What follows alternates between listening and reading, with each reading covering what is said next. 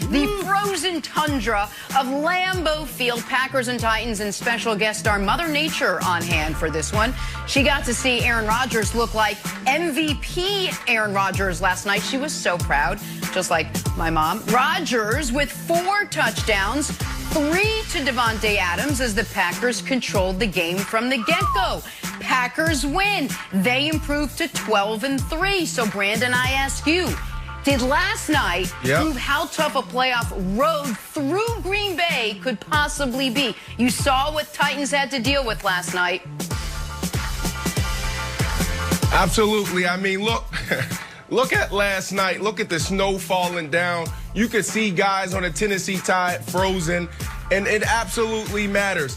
It reminds me of 2013, December 9th, 2013, playing for the Chicago Bears. I go out for warm-ups playing against the Dallas Cowboys, and there was no Dallas Cowboy on the field warming up. I think Dez Bryant came out in the tunnel, peeked out, and then ran back in. I immediately ran in the locker room and told the coaches, I told my teammates, I said, this game is over. And we went on to blow this team out. Everybody played well on the Chicago side, and Dallas couldn't wait to get back on the bus. So it absolutely matters. When you look at teams like the Saints, the Rams, the Bucks, this is going to be a problem for them. Absolutely, 100%.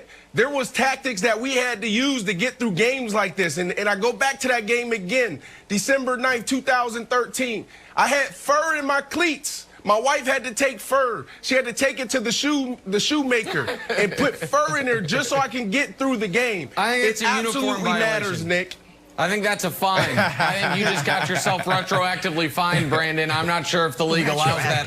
Probably. Listen, if they finish off the deal and beat the Bears, because they got to finish off the deal, then they have to be the favorites in the NFC. And I want the audience to understand how rare this has been for Aaron Rodgers. Aaron Rodgers, in his career, as of today, has been the 1 seed 1 time. Aaron Rodgers, in his career, has played a total of 6 playoff games at Lambeau. So for some context there, Rodgers has been the 1 seed once and played 6 home playoff games. Patrick Mahomes has been the 1 seed twice and has played 4 home playoff games. That's not a Rodgers versus Mahomes thing. That's a how well someone has been supported in Mahomes and how poorly someone else has been supported in Aaron Rodgers. So under Matt LaFleur, this team is right now 15-2 at Lambeau, if you include the postseason. 7-1 last year, plus 1-0 in the playoffs, 7-1 this year. They have been exceptional at home, and it almost helps in my mind that those 2 losses were against mediocre or bad teams. The Eagles last year and this year the Vikings, where it just feels like, okay, kind of a look-ahead game.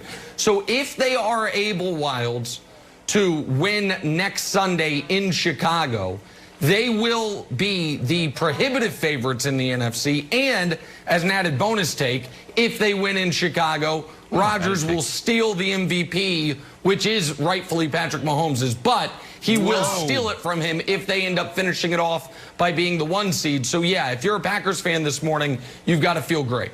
You got to feel great. Interesting. Yeah, well, interesting. There's nothing scarier than a confident team, and nothing says confidence like wearing a costume. So when Davante Adams just decides to break out a real crown on the sidelines, and other people are like, oh, is this his birthday, a birthday thing? Is it from Burger King? Is it a shot at Derrick Henry? It's like, oh, or maybe, and this is something Bill Huber pointed out at SI, he's got kind of the receiving triple crown. Not totals, but per game. He's first in all these categories. He's got 109 receptions. He's got 1,300 yards. He's got 17 TDs.